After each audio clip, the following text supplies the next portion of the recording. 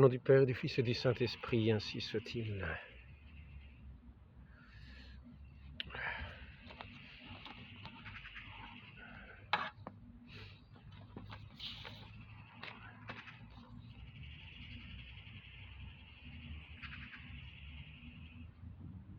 La sourate du Coran 4, quatrième sourate, verset 157 suivant. Voici ce que disent ceux qui sont attachés au Coran comme étant la parole de Dieu au sujet de notre Seigneur Jésus-Christ et de son œuvre de rédemption qui culmine dans sa croix et sa résurrection. Allah alors a utilisé apparemment le pouvoir de l'illusion pour tromper les gens. Nous avons vraiment tué le Christ, disent-ils. Je vais prendre directement ce que j'ai dans ma version ici, qui m'a été donné sur un marché. Donc numéro 157.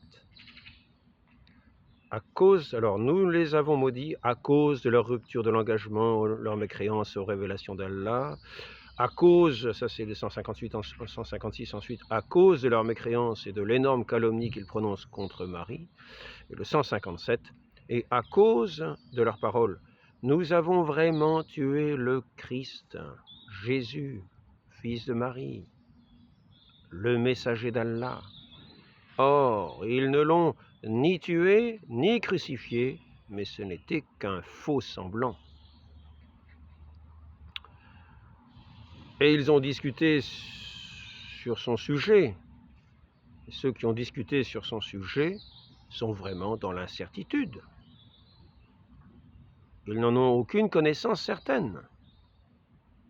Ils ne font que suivre des conjectures et ils ne l'ont certainement pas tué. C'est ici que nous voyons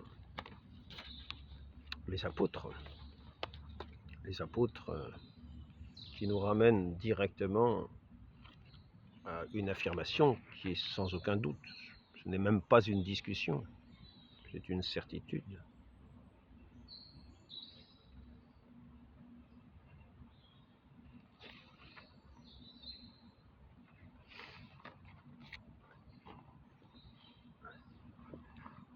Alors,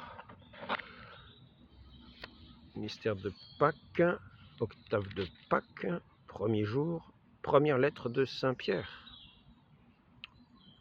Pierre, apôtre de Jésus-Christ, aux élus qui vivent en étrangers de la dispersion dans le Pont, la Galatie, la Cappadoce, l'Asie, Bithynie, élus selon les desseins de Dieu le Père, par la sanctification de l'Esprit pour obéir à Jésus-Christ et avoir part à l'aspersion de son sang. Avoir part à l'aspersion de son sang, parce que le salut est communiqué. Le mérite de notre salut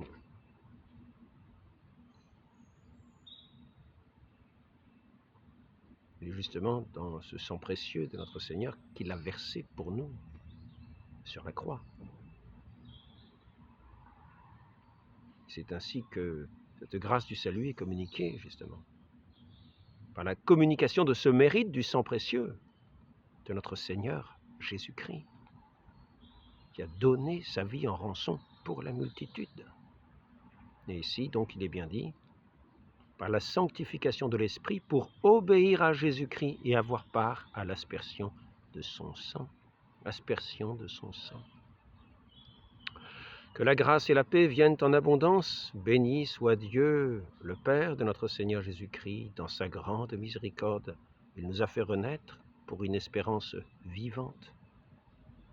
Par la résurrection de Jésus-Christ d'entre les morts, pour un héritage qu'il ne peut se corrompre, ni souiller, ni flétrir. Cet héritage nous est réservé dans les cieux. À vous que la puissance de Dieu garde par la foi pour le salut prêt à se révéler au moment de la fin aussi. Tressaillez-vous d'allégresse, même s'il faut pour un peu de temps que vous soyez affligés par diverses épreuves. Alors je passe un petit peu les passages. par diverses épreuves, afin que la valeur éprouvée de votre foi, beaucoup plus précieuse que l'or périssable, qui pourtant est éprouvé par le feu, c'est là notre foi. Dans cette parole aussi de l'apôtre Saint Pierre, afin que nous ayons part à l'aspersion du sang du Christ. Ce sang du Christ, il a bien fallu qu'il le verse sur la croix. Sur ce salut ont porté les recherches et les investigations des prophètes. Ils ont prophétisé au sujet de la grâce qui nous était destinée. Ils recherchaient à quel temps, à quelles circonstances se rapportaient les indications données par l'Esprit du Christ, qui était présent en eux, quand ils attestaient par avance les souffrances réservées au Christ. Ce n'étaient pas des souffrances d'illusion. Il n'est pas question de discuter, c'est ce qu'annonçaient les prophètes de l'Ancienne Alliance, de l'Ancien Testament. Ils annonçaient la venue du Messie, du Christ, qui donnerait sa vie en rançon pour la multitude, qui obtiendrait le rachat du péché par les mérites de son sang précieux versé sur la croix, dans son sacrifice, son oblation.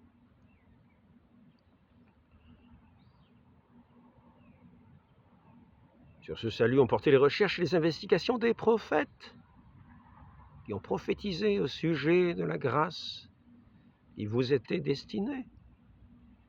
Ils recherchaient à quel temps, quelles circonstances se rapportaient les indications données par l'Esprit du Christ, qui était présent en eux, l'Esprit du Christ, le Verbe éternel, qui n'était pas encore incarné.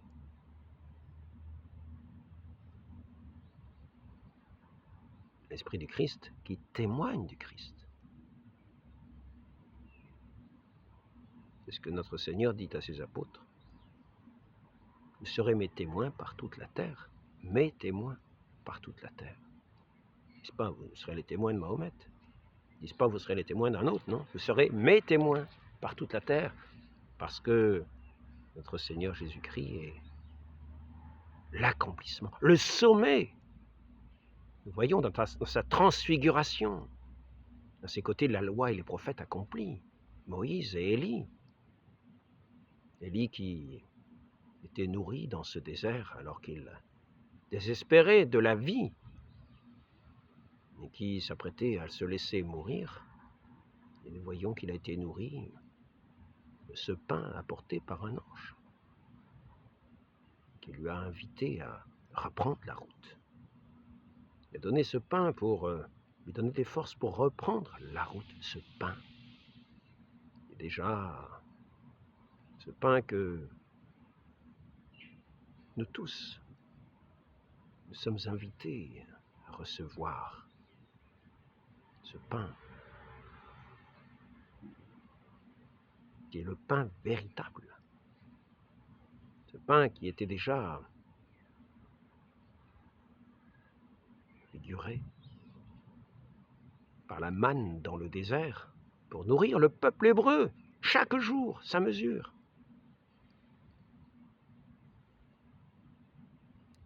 Donc, il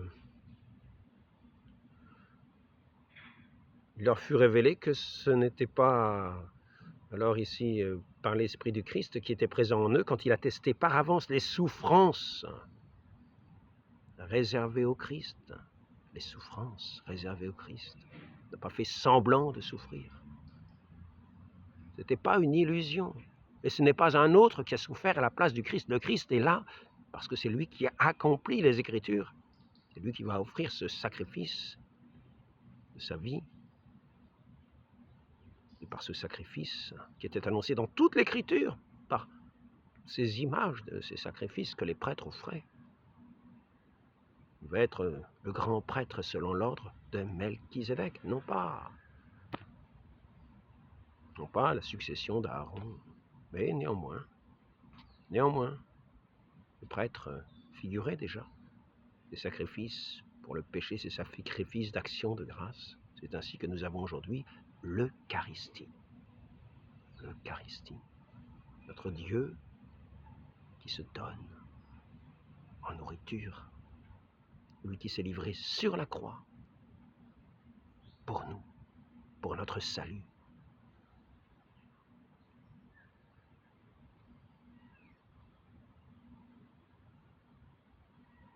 Il recherchait à quel temps, à quelles circonstances se rapportaient les indications données par l'Esprit du Christ qui était présent en eux, dans les prophètes. Il ne s'agit pas d'une succession de prophètes. Tout l'accomplissement des Écritures est dans le Christ. Il ne va pas défiler son œuvre essentielle de rédemption qui réside dans son sacrifice. On ne va pas à ce moment-là dire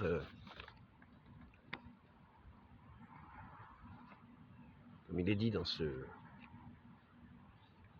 cette sourate du Coran, à cause de leurs paroles, nous avons vraiment tué le Christ, Jésus, fils de Marie.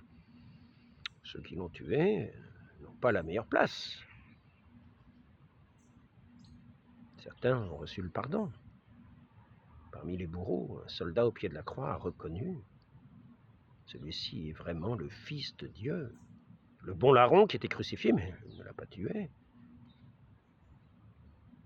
Il a reconnu son Messie, son Seigneur, son Maître.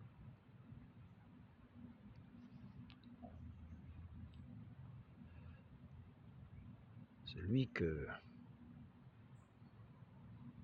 était véritablement l'enfant d'Israël, le premier-né, qui donnerait naissance à une multitude à sa suite. Lui qui va naître de la très sainte Vierge Marie, qui va donner naissance à toute une descendance à sa suite. La très sainte Vierge Marie, la femme promise dès l'origine, après la prévarication d'Adam, séduit par celui qui n'a pas voulu entendre la parole, qui n'a pas voulu avoir foi en la parole, qui est la nourriture véritable. L'homme ne vit pas seulement de pain, mais de toute parole qui sort de la bouche de Dieu. Et cette parole, c'est le Verbe éternel incarné, né de la très sainte Vierge Marie. Par elle va naître cette descendance, dont le premier-né est le Christ, qui va offrir sa vie en rançon pour la multitude de ceux qui le suivent, pas de ceux qui se perdent, en rançon pour l'humanité. Mais la descendance sera ceux qui auront une oreille pour lui prêter foi. Foi à cause de cet amour, à cause des œuvres qu'il réalise. Et cette œuvre essentielle de la rédemption, qui est l'accomplissement de l'Écriture tout entière.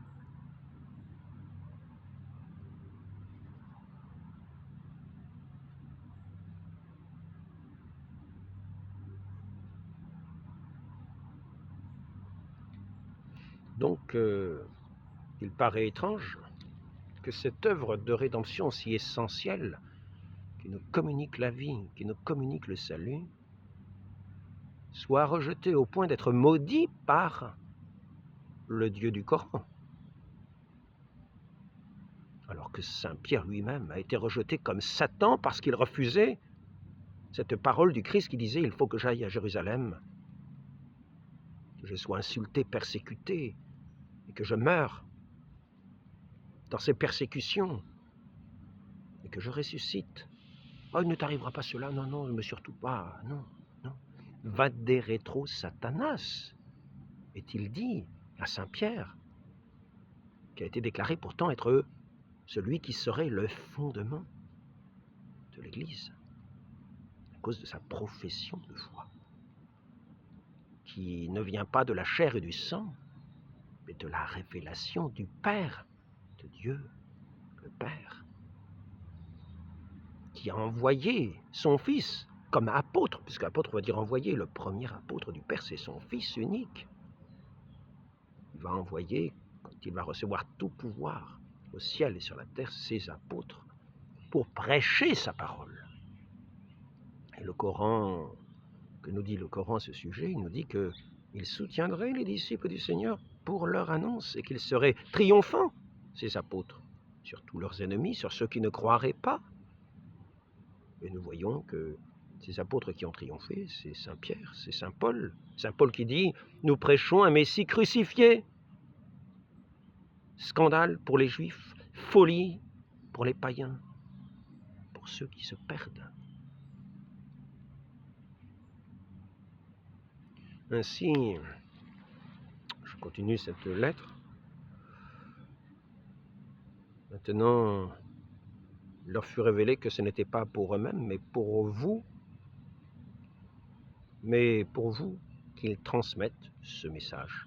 Que maintenant, les prédicateurs de l'Évangile vous ont communiqué sous l'action de l'Esprit Saint envoyé du ciel et dans lequel les anges désirent plonger leur regard. Cet esprit tout de pureté, tout de gloire.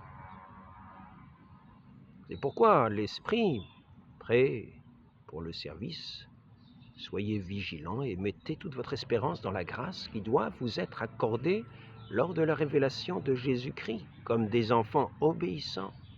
Ne vous conformez pas aux convoitises d'autrefois, du temps de votre ignorance, mais de même que celui qui vous a appelé est saint, devenez saint dans toute votre conduite, parce qu'il est écrit « Soyez saints, car je suis saint ». Si vous invoquez comme Père celui qui, sans partialité, juge chacun selon son œuvre, conduisez-vous avec crainte durant le temps de votre séjour sur la terre, sachant que ce n'est point par les choses périssables, or et argent, que vous avez été rachetés de la vaine manière de vivre héritée de vos pères, et pas par vos œuvres qui vont vous rapporter de l'argent, mais par le sang précieux, comme un agneau sans défaut et sans tache, celui du Christ, prédestiné avant la fondation du monde et manifesté à la fin des temps à cause de vous. Par lui, vous croyez en Dieu qui l'a ressuscité des morts et lui a donné la gloire, de telle sorte que votre foi et votre espérance reposent en Dieu. Vous écoutez la parole de Dieu. Vous donnez foi à celui qui est la parole de Dieu, le Verbe de Dieu, incarné. Vous n'écoutez pas l'ange prévaricateur de l'origine, dont la parole était le mépris de Dieu, la défiance de Dieu, et qui vous a valu la mort spirituelle. Non, vous écoutez celui qui est la parole de Dieu.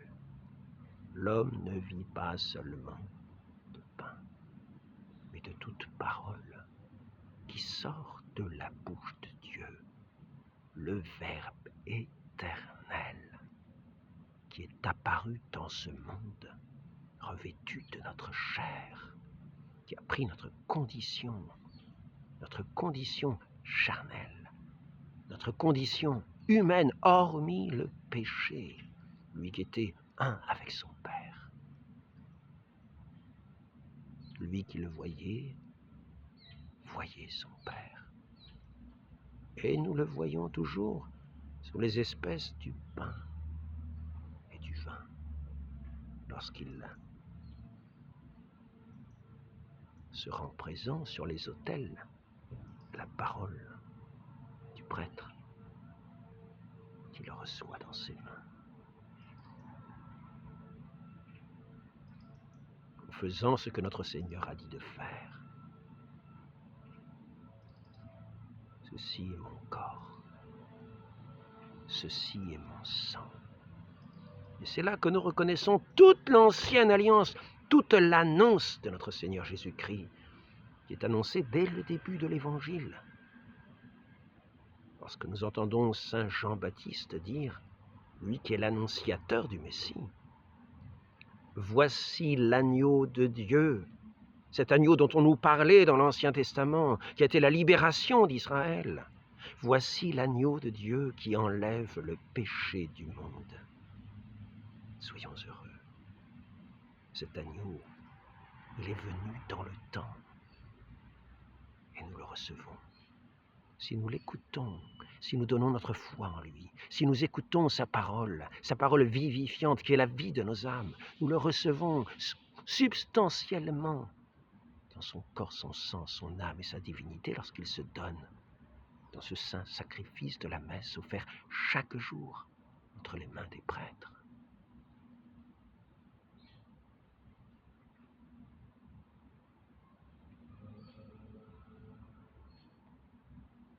L'offrande du pain et du vin.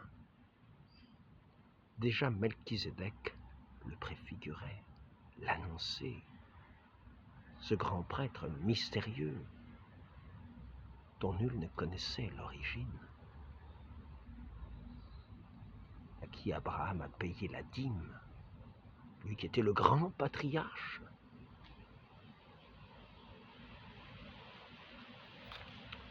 Ainsi, nous allons voir,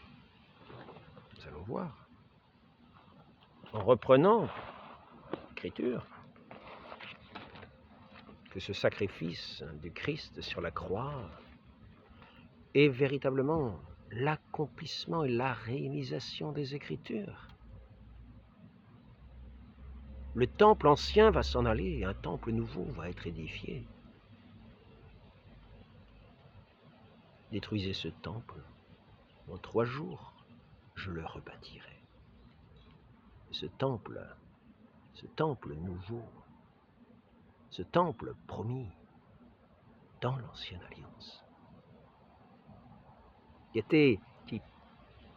préfigurait cette nouvelle alliance à réaliser, accomplie dans le Christ, dans son sacrifice ultime qui est son obéissance parfaite, qui nous libère de la désobéissance du Père, nous qui l'écoutons.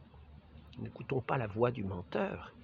Non, il n'a pas été sacrifié. Non, il n'a pas versé son sang pour nous. Non, il n'y a pas de croix. Non, c'est un autre qui a été crucifié.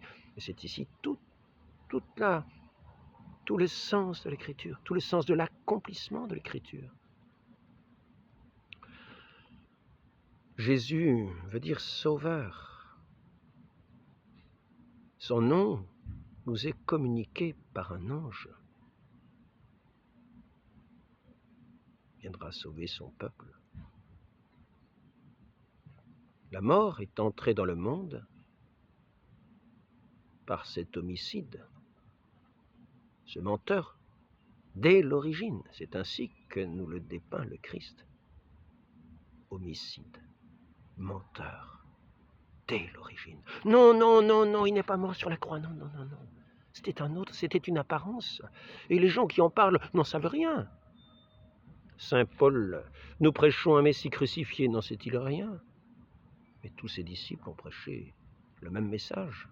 Et dans le Coran, il est dit que Allah les accompagnait, les supportait pour qu'ils soient triomphants dans leur prédication sur tous les autres, sur tous les incrédules. Ils sont morts martyrs, mais par eux, leur message a été entendu sur toute la terre. Ils ont triomphé de tous leurs ennemis, car le vainqueur du monde, c'est notre foi. Et ils n'ont pas renié cette foi au Fils unique de Dieu, mort et ressuscité. Celui qui est l'envoyé du Père, et qu'il écoute son Père, c'est-à-dire ce pain véritable. Lui qui est ce pain véritable, Fils unique, ce pain véritable de la parole, de cet arbre, de ce fruit de vie, notre Seigneur Jésus-Christ qui a été suspendu au bois de la croix. Là où la mort avait été donnée dans ce premier arbre du jardin originel, en écoutant la voix du mensonge. Ici, nous avons un autre, qui vient faire une autre église, qui vient contredire l'église instituée pour être jusqu'à la consommation des siècles. Lui qui est le magistère absolu, le Christ, qui confie ce magistère de gouvernement, d'enseignement à son église, dans son magistère vivant qui sont les apôtres.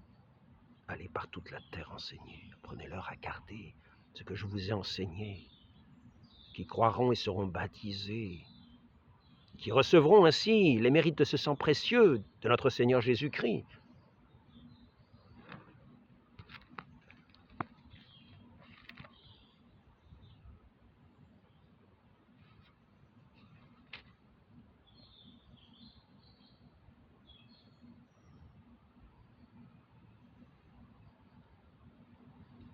Élus selon le dessein de Dieu le Père, par la sanctification de l'Esprit, pour obéir, les élus, pour obéir à Jésus-Christ et avoir part à l'aspersion de son sang.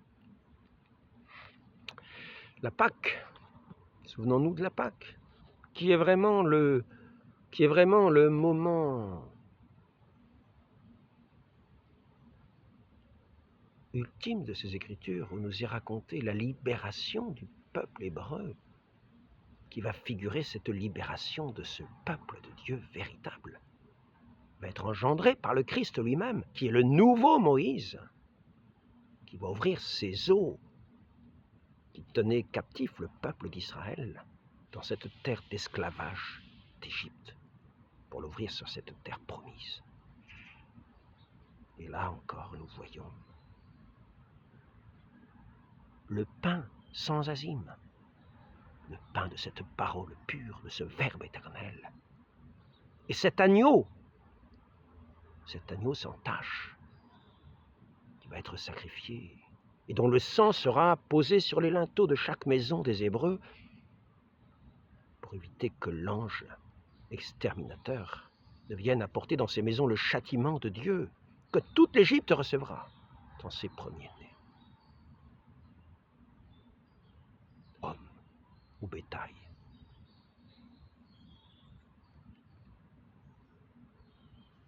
Ainsi nous avons le pain et le vin. Le sang, mon sang est un breuvage véritable, une boisson. Je suis le pain vivant.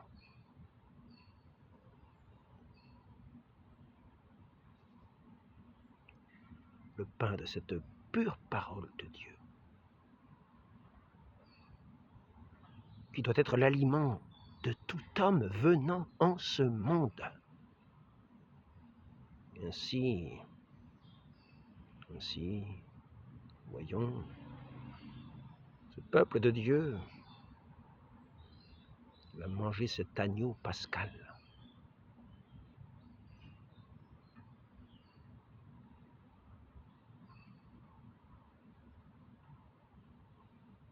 Ce peuple de pèlerins, ce peuple va voir devant lui s'ouvrir, comme dans les eaux du baptême, ces portes du royaume, ces portes de la terre promise. Par ce bâton va lever Moïse, ce bâton, ce bois, comme le bois de la croix qui va être, le Christ va être élevé pour attirer à lui tous les hommes. Comme ce serpent d'airain dressé dans le désert, alors que les Hébreux étaient piqués par les serpents et mourraient. Et ceux qui regarderaient ce serpent d'airain seraient préservés de ces piqûres mortelles. Cette croix est préfigurée aussi par le bois de l'arche, au milieu de cet océan du déluge. Ce bois est aussi préfiguré par ces eaux amères dans lesquelles vont être mis ces bois qui vont la rendre douce.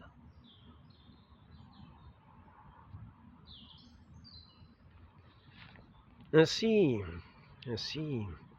notre Seigneur est le véritable agneau qui va verser son sang, dont le mérite nous sera communiqué par les eaux saintes du baptême, comme sur les linteaux des portes des Hébreux, et qui nous préservera de cette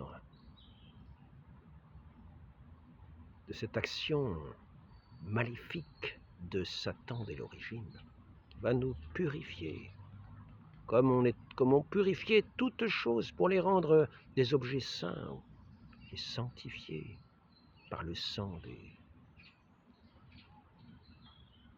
des animaux sacrifiés dans l'ancienne alliance. Et là, c'est la réalisation. Pour l'entrée dans ce royaume de Dieu, il faut être comme des pains sans levain, sans péché. Non pas nourris du levain de l'hypocrisie des pharisiens,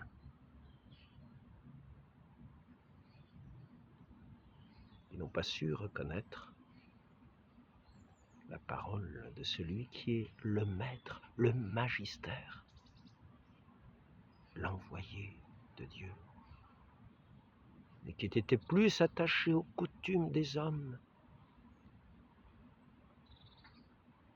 qu'à leur Dieu, qui s'était incarné pour venir accomplir toute la loi, tous les prophètes.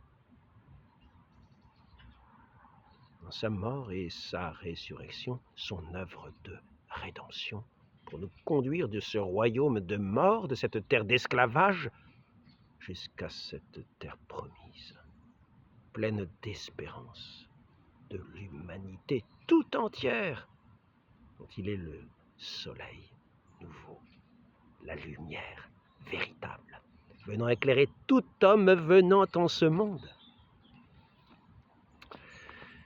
Ne fallait-il pas que le Christ, l'agneau de Dieu, qui enlève le péché du monde, souffrit sa passion pour entrer dans la gloire? C'est ainsi que nous parle notre Seigneur, lorsqu'il est ressuscité, devant ce qu'il apparaît à ses disciples incrédules, qui n'ont pas cru, les femmes qui l'ont vu au tombeau vide, mais qui avaient vu le Christ, qui était venu leur annoncer sa résurrection. Le Christ, notre Seigneur, le Maître Rabouni, est ressuscité. Et eux étaient restés comme incrédules, les pèlerins d'Emmaüs, qui quittent Jérusalem avec comme un désespoir au cœur. Mais tous ses disciples, et finalement le Christ les retrouve. Il leur dit, ne fallait-il pas que le Christ souffrit pour entrer dans la gloire?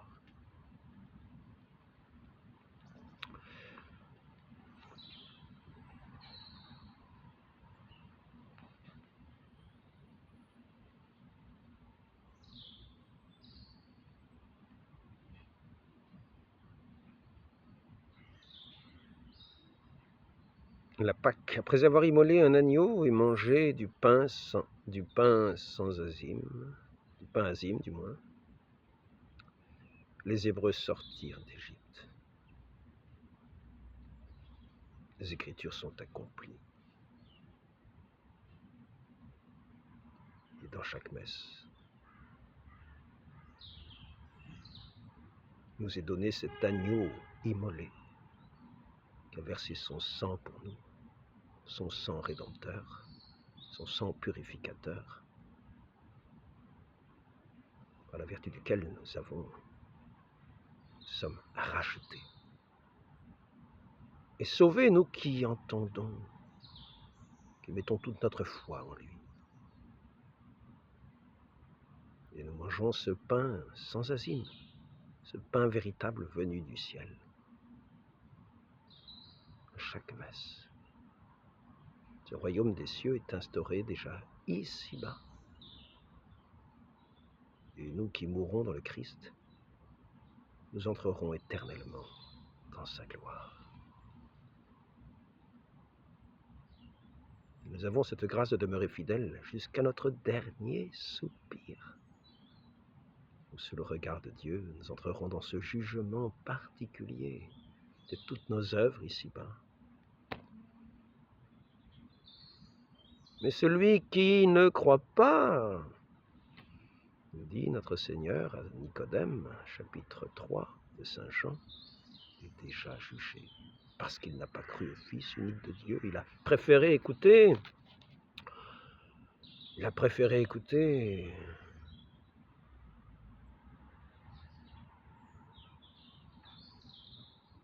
Nous avons vraiment tué cette sourate, ceux qui ont écrit ce Coran, et qui disent non, c'était une illusion. Tout ça, c'était une illusion, c'est pas vrai. Non, il est pas mort. Non, il n'a pas donné sa vie pour vous. Non, son sang précieux ne vient pas. Non. Toute l'écriture n'a aucun sens. Non, c'est nous. Hein. Nous sommes fidèles à tous les prophètes, à toutes les écritures, mais nous disons exactement le contraire. Demandons cette grâce d'être fidèle jusqu'au bout à celui qui est le pain véritable, la parole divine, par laquelle nous avons ce pain de vie qui nous donne la vie. Ici, il est marqué 155, nous les avons maudits. À cause de la parole, nous avons vraiment tué le Christ. Heureusement, ne commettons pas le péché qui consiste à mépriser Dieu. Ne commettons pas le péché qui consiste à repousser sa parole. L'homme ne vit pas seulement de pain, mais de toute parole qui sort de la bouche de Dieu. Nous avons vraiment tué le Christ, Jésus, le Fils de Marie, le messager d'Allah. Or, ils ne l'ont ni tué ni crucifié, ce n'était qu'un semblant. Demandons la fidélité. Et si nous sommes dans ces infidélités, réfléchissons que ceux qui prétendent suivre les prophètes doivent aussi dire ce qu'ont dit tous les prophètes. Ils doivent se lever s'ils sont fatigués de la route, grâce à ce pain qui est donné par cet ange, annoncé par cet ange qui est apporté à Élie, ce prophète, afin qu'il puisse continuer la route. Venons communier à notre Dieu véritable, à cet agneau de Dieu qui enlève le péché du monde, ainsi que l'annonçait Saint Jean-Baptiste en montrant le Messie, Jésus, le Christ.